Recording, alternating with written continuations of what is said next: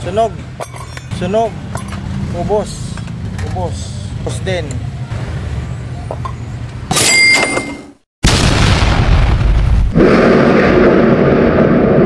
So yun, magandang araw mga idol at meron na naman tayong bisita. At ang kanilang mga makina ay ipapa-opera. Pagaling Paps? Marikina. Ikaw Paps?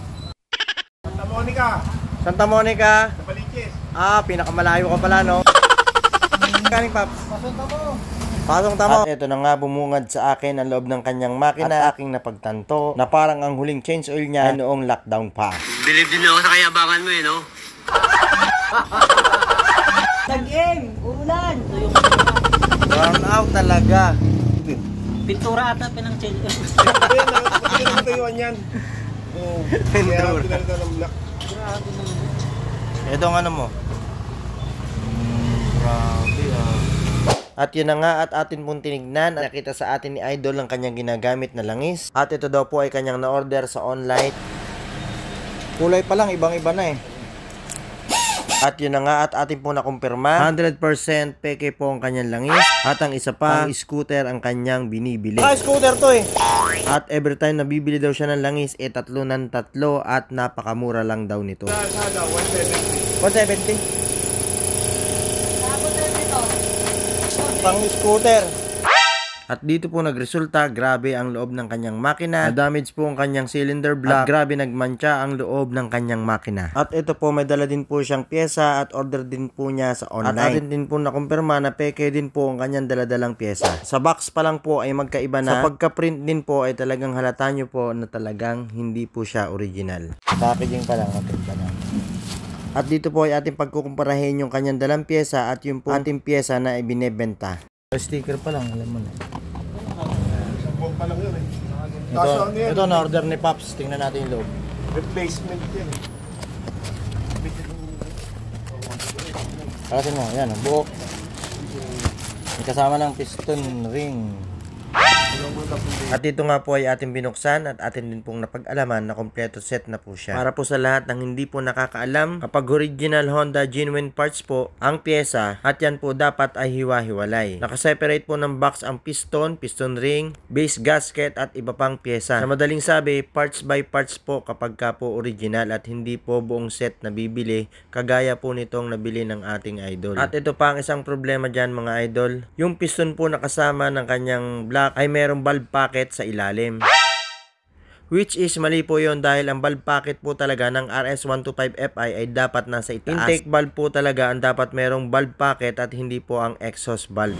Parang ganito yung block ng mga dinadala dito na bago pa umiingay.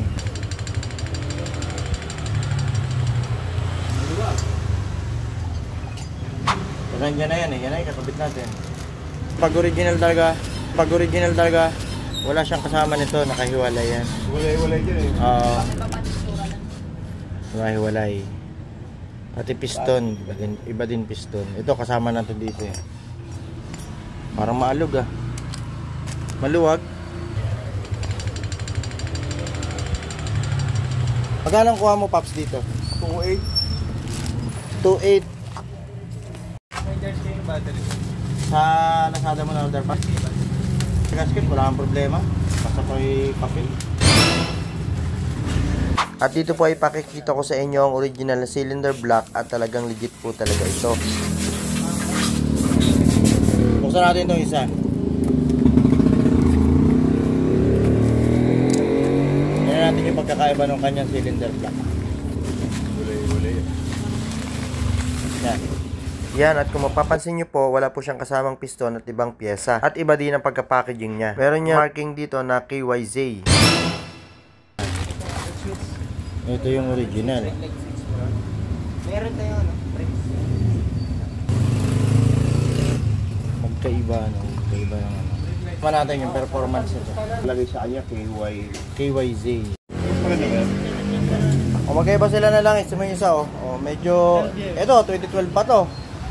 No, 2012 no, Pops. Ito kay Pops, ano model to, Pops? 2019. Ang laki ng diferensya, kulay. Bigyan mo lang buksan yan. At yun lang ang tanging mapapayo ko po sa ating mga idol. Maging mapanuri po tayo sa ating mga binibili na inaakala natin ang ating binabayaran ay original. Lalo na po sa online, mag-ingat po tayo. Pero sa online, may nagbebenta naman ng original pero talagang dapat po nating suriin. Baka matulad tayo dito kay idol. Sobrang tagal niya nang gumagamit ng ganung klase ng langis. Hindi niya alam na peke. Kaya ganito naging damage sa loob ng kanyang makina. Sunog! Sunog! Ubos. Ubos. Ubos din. Yun lang, maraming salamat sa panonood at ito po si Papa Tolits at nagsasabi, ingatan ng makina at nang hindi magka-problema. Hanggang sa muli, bye-bye! Bye-bye!